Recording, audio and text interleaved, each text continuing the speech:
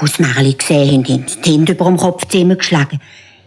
Du meine Güte, ein Menschenmädchen, bist ja ganz verfahren. Wo kommst auch du her?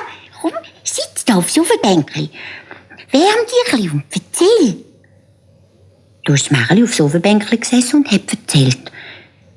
Ich muss für die Mutter Erdbeere suchen, sonst darf ich nicht mehr heimkommen.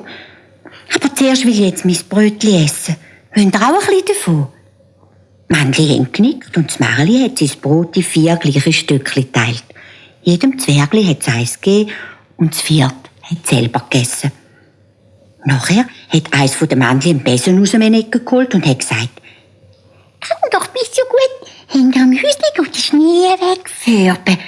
Weisst, wir können nicht raus, wir würden ja versinken.» Als das Märchen draussen war, haben sie zueinander gesagt: «Was sollen wir dem Mädchen geben, weil sie so lieb ist und sogar sein Brötchen mit uns geteilt hat?» Sie haben alle Zeigefingerli an die Nase gegeben und fest nachgedacht. Und nach einer Weile hat es erst gerufen: «Ich wünsche ihm, dass es jeden Tag schöner wird.»